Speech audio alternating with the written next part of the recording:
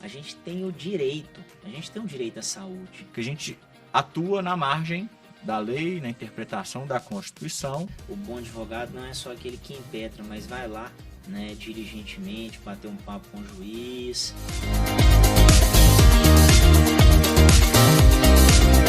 Políticas públicas e o poder judiciário. É esse o nosso tema de hoje. Muito bem-vindo a mais um podcast Seguro e Med, que traz informações na área da saúde para o seu dia. Meu nome é Cassiano Oliveira, sou especialista em Direito Médico e consultor empresarial. E hoje nós iremos falar deste assunto com, o Rafael, que é especialista na área da saúde. Ele é especialista também em Código de Processo Civil. Perfeito. Tem outras especialidades. Se apresente, por favor. Meu nome é Rafael de Oliveira Guimarães, sou sócio do escritório Guimarães e Rossi, sou especialista em Direito Médico e Odontológico, sou especialista em Processo Civil e sou especialista em Direito do Terceiro Setor. Bacana. Então, o tema hoje é um tema controverso e atual. A gente trabalha um pouco à margem da interpretação da lei e da Constituição e algumas brigas entre o poder executivo e o poder judiciário. Então, deste início é importante frisar que o SUS ele é previsto na Constituição Federal, mais ou menos pelo seu artigo 200, e ele tem diversas competências. O que eu até vou colocar aqui nesse assunto, os pontos que são relevantes, nós iremos falar sobre judicialização das políticas públicas da saúde, a validade das normativas do SUS, que são os atos administrativos do Poder Executivo, se é possível obter a justiça de remédios e tratamentos que não constam no SUS, se o SUS fornece o remédio ou a ele indeniza, e os direitos de pessoas com transtornos, deficiências. Então, quero te fazer a primeira pergunta, Rafael, no tocante sobre a judicialização das políticas públicas da saúde. Isso. O que acontece? A Constituição Federal, ela define o Sistema Único de Saúde, seu artigo 200, e ela garante que a União, os estados, o município e o Distrito Federal, eles devem prestar esse serviço, a competência. Então, existe uma sobreposição de normas. Por quê? Porque existem alguns princípios constitucionais, como a saúde e a dignidade da pessoa. Então, adentrando ao tópico seguinte, que seria a validade dos atos administrativos, o SUS, um órgão integrante do Poder Executivo, ele tem uma série de normatizações. E essas normatizações, quando levadas para apreciação do Poder Judiciário, por muitas vezes acaba ferindo esses princípios constitucionais, dignidade da pessoa humana e o direito à saúde. Então, essas ações para fornecimento de remédios, tratamentos, é importante frisar que a gente tem uma dicotomia, uma briga entre os princípios constitucionais com os atos administrativos do Sistema Único de Saúde e algumas leis federais. Então, é uma matéria bem específica, que a gente vê muitas ações no judiciário e a gente, às vezes, percebe algum cliente na área jurídica e paciente que fica revoltada com a apreciação do Poder Judiciário, mas é o que eu gosto de falar sempre. Para se aplicar a lei, você tem que mostrar ao juiz. E, neste caso, para se aplicar a exceção à lei, aos atos, você tem que ser mais específico e tem que preencher certos requisitos. É uma matéria bem específica que, observando essa área do direito da saúde, a gente vê que tem muitas sentenças de improcedências de pedidos por falta de preenchimento dos requisitos que são necessários.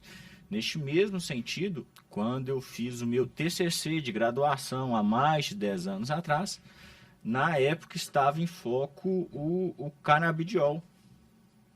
O canabidiol era uma exceção à lei, ele não estava previsto na Anvisa, não estava previsto no SUS, e o STF acabou permitindo, e aí existe uma evolução posterior das legislações, dos atos administrativos, para poder alcançar a finalidade. Ou seja, é uma discussão que há 10 anos atrás já existia, intensa, e hoje em dia continua. Por quê? Porque toda semana, todo mês, existem tratamentos novos. É engraçado isso que você falou há 10 anos atrás, né? Muito acontece junto, né, aos advogados, em temas tão específicos como você falou, né, sobre esse, que ele precisa inovar, ele precisa fazer uma teoria, pegando outros assuntos, pegando inclusive jurisprudências, não digo nem jurisprudências, mas teorias de fora, dos Estados Unidos, da Europa, enfim, que lá o negócio já acontece já há bastante tempo, né? Neste ponto em específico, mas em outros pontos também. E assim a gente vai montando a nossa estratégia de argumentação para ganhar aquilo que a gente tanto almeja, né? Como você falou, há 10 anos atrás, hoje eles já estão falando bastante sobre a liberação disso. Sim, né? Não sei nem como é que tá, mas acho que acho que até liberou em alguns tratamentos. Antigamente não se podia nem o canabidiol, que é uma parte da substância da maconha, que hoje em dia já tem a maconha em pauta. Então é uma legislação que ela é um pouco atrasada e omissa, inclusive administrativamente, porque o SUS regulamenta, existe a figura da Anvisa nesse ínterim, e o brasileiro sabe que a prestação do Poder Executivo ela é morosa, então ela acaba não acompanhando. Então, por muitas vezes, o Poder Judiciário acaba tomando a frente e forçando ao Poder Executivo se adequar às normas e o que está acontecendo no mundo. Então, é uma ação muito comum. Por quê? Porque existe essa morosidade, seja por conveniência ou por excesso de trabalho, não importa o motivo do Poder Executivo em fazer ali suas regulamentações, e o Poder Judiciário, quando invocado, ele tende a tomar essa frente, ser mais proativo e prestar esse serviço para a sociedade. Igual a gente sabe. Na verdade, esse negócio da prestação de serviço à sociedade é o seguinte, como você falou no início, constitucional. A gente tem o direito à saúde. Então, é uma coisa que, às vezes, é até uma, como é que eu posso dizer, uma burrice do governo, sendo que é do nosso direito, só que nós temos que procurar o quê? Um advogado, especialista, para poder buscar o nosso próprio direito. Lá na Constituição fala, nós temos direito ao lazer, à saúde, a liberdade, dignidade, diversos, só que muitas vezes o governo não dá. Absolutamente. E aí, você em determinados tratamentos que você vai falar lá na frente, que são extremamente graves, complicadíssimos e de vultuosos valores milionários, né, você vai precisar ingressar no judiciário para poder conseguir e conquistar isso, o seu direito. Né? Perfeito. Igual eu falei, existem algumas figuras nesse âmbito de tratamento, de remédio, mais especificamente tanto a Anvisa quanto o SUS. Então já existem alguns entendimentos, tanto do STJ quanto do STF, na aplicação das exceções quanto a essas decisões administrativas. Do ponto de vista democrático, republicano, é muito sensível quando um poder, no caso o Poder Judiciário, ataca a decisão do Poder Executivo. Então não são ações simples. Muitas vezes sai uma reportagem aí e fala assim, olha, foi concedido o remédio tal. Aí todo e qualquer advogado, sem qualquer demérito, mas às vezes pessoas sem especialização, falam, se sai um, sai 100. Mas não é assim.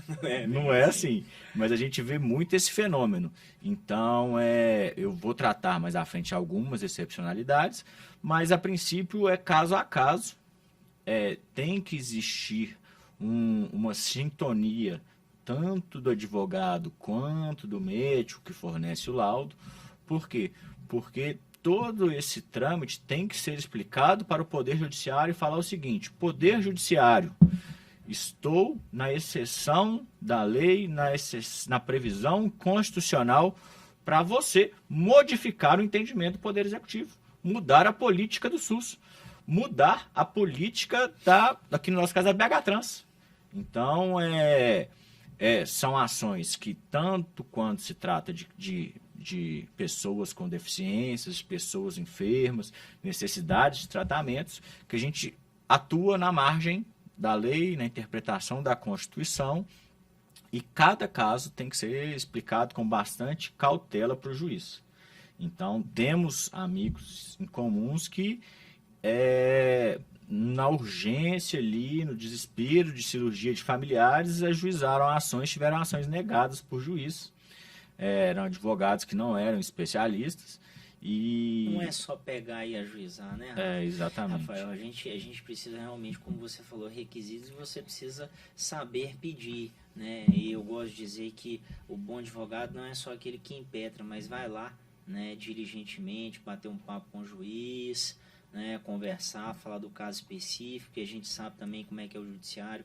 Muitas das vezes são casos tão excepcionais, tão, como é que eu posso dizer, difíceis, que realmente ele não pode passar ali pro assessor dele, porque a gente sabe que muitos assessores que vão ali, lê a petição, eles que tomam as decisões, etc. Mas em determinados casos a gente fala assim pro juiz: o juiz, esse caso é muito específico. E aí, olha, atenção aqui, né? Vamos fazer uma diligência mesmo. Sabe? E aí vale a autocrítica para os profissionais do direito. Do mesmo caso que são casos especiais, excepcionalíssimos, não são petições, mandados de segurança, não são peças processuais Ctrl+C, Ctrl+V. Então, do mesmo jeito que a gente cobra o juiz dele ter uma atenção ao carinho, ao processo, esses processos não são processos copia e cola. Então, existem casos de pessoas que com o mesma enfermidade, mesma doença, mesma deficiência conseguem um tratamento e outras não. Por quê? Porque existem especificidades e existem requisitos a serem preenchidos para que o Poder Judiciário interfira em decisões do Poder Executivo. E eu quero entrar no terceiro ponto, Rafael, sobre obter na justiça esses remédios, né, e tratamentos que não constam no SUS. Isso. Como é que funciona assim, mais ou menos?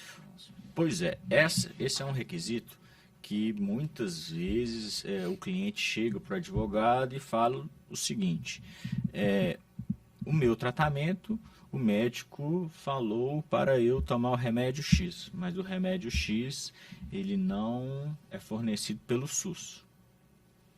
Existe a possibilidade? Existe a possibilidade. Já existe um tema repetitivo do STJ, se eu não me engano é 135, eu vou conferir aqui. E o que diz? Pode ser fornecido medicamento que não está no SUS, no rol de medicamentos a ser fornecido por SUS, desde que esteja na Anvisa e com a finalidade para o tratamento em questão. Este é um requisito. O outro requisito é que tenha um laudo médico com certas especificidades de que aquele tratamento pretendido pelo médico, ele é o mais eficiente, já foi tentados outros tratamentos, o paciente não pode fazer outros pacientes por X ou Y. Então, até para o médico fornecer esse laudo, é importante que o médico tenha esse conhecimento, porque senão você está prestando um serviço, um atendimento para o paciente, que ele vai ser inócuo, não vai preencher o que a lei determina, o que o entendimento do STJ determina. E um outro requisito é a ausência de condição financeira para fazer por conta própria. Então, esses tratamentos não previstos pelo SUS, existe esse tema repetitivo no STJ, você tem que preencher ele e mesmo assim são ações específicas. Temos casos que pacientes brigam com médicos. Por quê? Porque o juiz determina, fala, escreve na sentença que o laudo médico não preencheu os requisitos. E aí o médico orienta o paciente fica estressado, o paciente cobra do advogado. Às vezes o advogado fala: doutor, eu preciso que você faça um laudo explicando isso, eu preciso de algo complementar. Então, essa sintonia entre um advogado que conhece a área médica, junto com o médico, junto com o paciente, é muito importante. Por quê? Porque, às vezes, o médico está ali, se ele não souber o que escrever, o que detalhar, ele acaba prestando um serviço ineficiente. E aí, o que vai acontecer? O paciente... O paciente já fala: ô, doutor, já que a gente está com esse processo, vamos ajuizar a ação contra esse médico. Exatamente. E aí ele fica nervoso, ele fala: pô, ele precisa de um remédio, que senão, né, nós estamos falando de saúde, de uma coisa super importante. E ele fica já de saco cheio. E às vezes aquele médico, ele não tem paciência, ou não tem a relação médico-paciente muito boa. A gente sabe, tem médico de todas as formas. Enquanto alguns atendem muito super bem, te dão atenção, outros falam assim: já fiz o que eu tinha que fazer. E aí, se ele não faz esse laudo detalhado, etc., provavelmente, né? Uma coisa que eu chamo muita atenção dos profissionais de saúde nessa área é que não apenas uma vez, mas algumas vezes o médico faz os exames, faz o relatório, joga no sistema dele e o médico pede para a secretária fazer o laudo. E aí vem o famoso Ctrl+C, Ctrl+V. Eu já vi laudo médico, de médico famoso, falando que a paciente tinha 2 filhas com deficiência, sendo que nunca existiu, só tinha uma filha. Ou seja, a paciente te cobra para você ajuizar a ação, aí você fala assim: mas você tem 2 filhas? Ela não. E aí vira aquele tumulto. Por uma incompetência da secretária, e nós falamos já em podcasts anteriores da importância do empreendedorismo, do plano de negócios, né? Gestão de pessoas. Por que é tão importante você treinar, né, aquela pessoa que está com você? Então, olha para você ver aonde a gente chegou nesse assunto. Olha, a paciente já ficou revoltada, já deve ter falado com você: ô, doutor, é brincadeira, viu? Que médico incompetente, mas não é o médico. Só que aí ele vai falar: minha secretária. A responsabilidade é sua. A responsabilidade é do médico. A responsabilidade exatamente. Não, e outra, é ele que tem que fazer. Ele está terceirizando algo que ele não pode. Que é indelegável. Indelegável, exatamente. Aí o cara vai lá e fala assim: não, deixa meu carimbo aqui, você vai bater no carimbo aí, você mesmo assina e tal. Gente, isso, e aqui no Rio não, acontece o tempo todo. Eu tô rindo de nervoso mesmo, porque eu sei que isso acontece. É fácil. Aí vamos lá na frente. O juiz defere, manda um oficial de justiça ir na casa da pessoa para aferir as condições. O oficial de justiça consta que não tem filhos. Olha o laudo médico falso, olha o remédio falso, olha o crime contra o Sistema Único de Saúde. Olha o problema. Olha o problema que pode gerar. Até explicar que nariz de porco não é tomada, meu amigo, você já teve um grande problema. Por causa de quê? De uma pessoa mal treinada. E aí, nesses casos... De uma delegação mal feita. E aí, nesses casos, a gente cobra muito do Poder Judiciário que ele analise o caso. Se for um advogado, uma pessoa que não é na área, for no famoso Ctrl+C, Ctrl+V, um copia e cola, erros como estes podem passar. Então, neste caso em específico, minha cliente estava desesperada. Ela: Rafael, eu quero que você ajuize assim. Eu falei: não tem jeito, pode dar um... Daqui à frente, é melhor esperar uma semana. Vou lá no consultório do médico, vou resolver isso. Mas se cair na cadeia de consumo, num médico e num advogado que façam tudo no Ctrl+C, Ctrl+V, o Poder Judiciário tem culpa de negar? Não tem. Então, fica uma autocrítica tanto para os médicos quanto para os profissionais da área do direito, que são casos excepcionais, têm que ser tratados com carinho, até porque o Poder Judiciário ele atua numa margem dele ali, que é alterando decisões do Poder Executivo dentro do SUS. Então, é uma matéria muito sensível, que a gente vê aí pessoas que sem especialização nenhuma, sem conhecimento de causa, atuam achando que é só mais uma causa Ctrl+C, Ctrl+V. Verdade, maravilha. E, Rafael, sobre a questão do SUS fornecer o remédio e indenizar, como é que funcionaria isso? O que acontece? A regra geral é que o SUS forneça o remédio. Por quê? Porque para você ter o serviço do SUS ali, igual a gente falou no item anterior, um dos requisitos é de que você não tenha condição financeira. Mas eu vou te dar um exemplo. Eu tenho uma maquininha de regular a minha insulina dentro do corpo. Eu tenho que pagar ali os insumos dela, que R$10.000 por mês. Eu não tenho condição financeira. Vou na justiça e falo, juiz, o SUS tem que me fornecer. O juiz vê, analisa, preenche todos os requisitos, o juiz determina o SUS fornecer. Resultado, o SUS atrasa. Então, numa medida de urgência, você fala, juiz, bloqueia o dinheiro lá na conta e transfere para minha conta. Por quê? Porque é um risco de morte. Então, muitas pessoas entram na justiça querendo que o SUS pague, mas é importante falar que a obrigação dele é fornecer.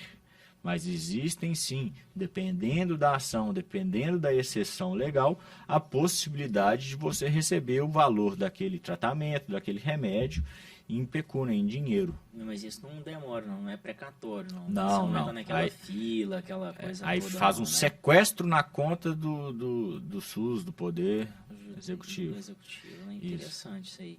E a questão dos direitos das pessoas com transtorno, né? Os deficientes, o que você diz? Pois assim? é, igual a gente está falando, essa área existe muito uma morosidade do Poder Executivo de legislar, de fazer atos administrativos. Então, eu tenho um caso emblemático no escritório que vale trazer aqui o caso, que eu tive um paciente que tinha a síndrome do aspecto de autista, era moderado para grave, e a mãe recorreu ao Detran por diversas vezes pedindo credenciamento para poder estacionar onde pessoas com mobilidade reduzida tinham o direito. E aí eu estudei esse caso a fundo e eu vi que antigamente, um caso aqui da nossa região, só era concedido esse credencial de estacionamento para pessoas que tinham dificuldade de andar. Por uma ação judicial, foi determinado que pessoas com deficiências visuais também poderiam ter. Então, essa primeira decisão aqui em Minas Gerais, a gente conseguiu comprovar para o juiz que pessoas com aspecto de autista, eles, dependendo do grau, então não são todos, também tinham esse direito. Então, existe uma discussão entre o que a lei federal fala, com o que a administração pública de Belo Horizonte fala, com o que a Constituição fala. Então, a gente tem que levar em consideração que existem princípios constitucionais que a gente tem que brigar. E um deles é a dignidade da pessoa. Então, neste caso em específico, o paciente, que era uma criança, um menor, ele tinha surtos que ele começava a correr na rua. É uma coisa muito mais crível, muito mais perigosa do que, por exemplo, um cadeirante. Sim.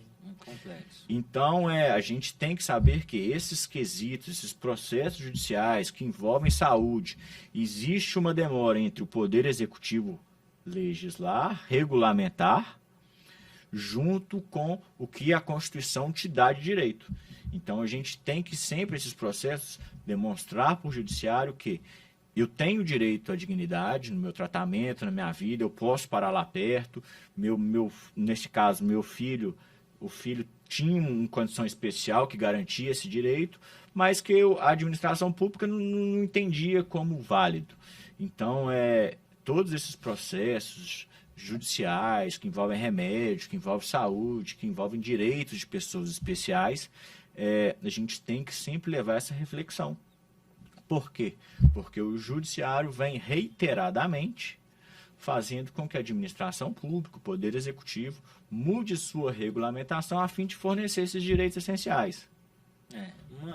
Esse tema é muito interessante também, como o outro tema que eu vou trazer, vou te convidar também, sobre os planos de saúde. Né? Teve um caso, inclusive, que eu te passei ontem. Não é minha área, a área do Rafael. Ele, enfim, teve um caso que o plano de saúde não estava dando a condição, né? Um equipamento que não estava no rol lá, enfim.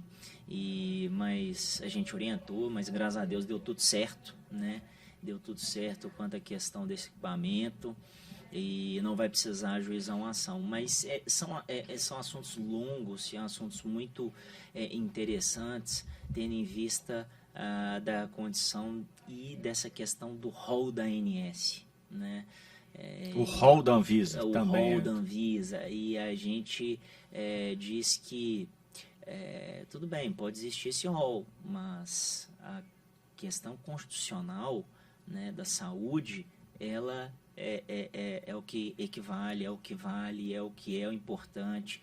E se você souber pedir no judiciário, você vai ter.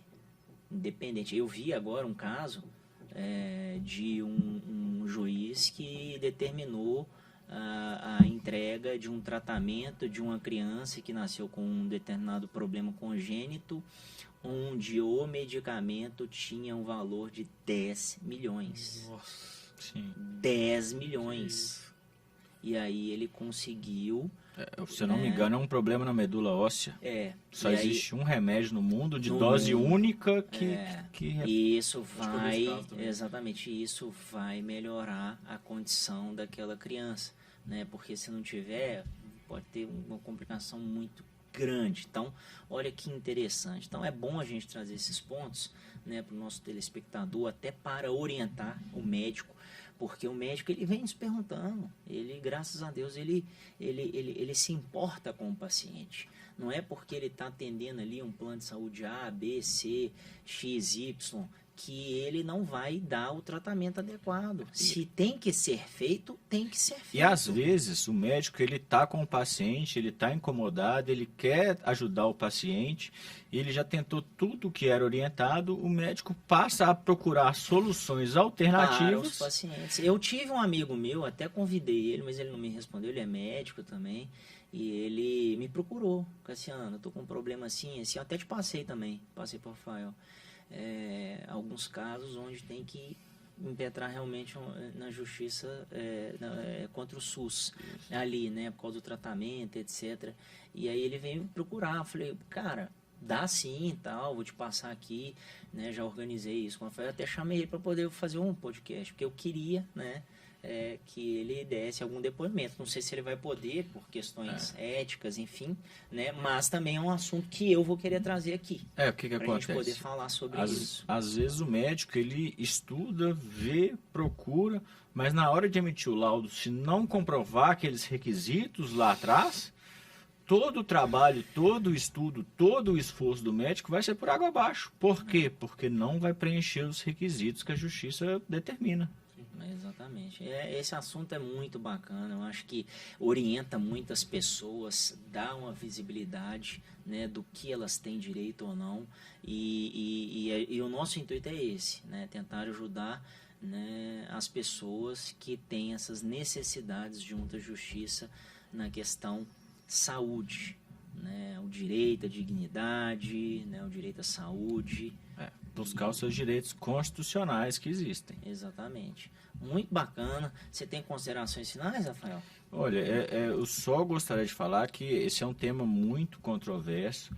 A tendência é que ele nunca termine. Por quê? Porque existe uma dificuldade do Poder Executivo, do SUS, realizar essa atualização.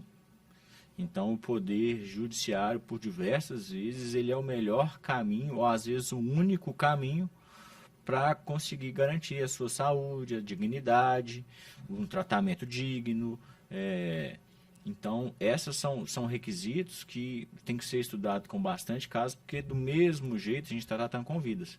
E para o médico em específico é importante também saber disso, por quê? Porque senão você vai perder dias de ansiedade, preocupação, sua saúde, para tentar achar uma solução para o paciente que, quando você for expedir o seu laudo, ele não vai preencher os requisitos. Então, tanto para o paciente quanto para o médico, é importante saber as especificidades do caso para poder conseguir alcançar o objetivo, né? Perfeito, perfeito. É isso aí. E a última consideração que eu faço é não deixar de procurar especialistas. Né? Se for procurar um advogado, que seja especialista nisso, para poder procurar os seus direitos. Então, essa é a mensagem final. Quero agradecer ao Rafael aí pela sua vinda, pela boa discussão, pelo, né? Eu que agradeço. É isso sempre aí. um prazer estar aqui presente com você. Tá vendo? Até emocionei. Não, o Joãozinho só ri, né? O Joãozinho. Tá bom. É isso aí, gente. Muito obrigado. E este foi mais um episódio do podcast Segurimed, gestão de risco profissional. Um canal para saber tudo da área da saúde. Não deixe de nos seguir, compartilhar e dar o seu like. E se quiser saber mais sobre este assunto, entre no link que está logo abaixo ou na biografia do nosso canal. Um forte abraço e até o próximo episódio.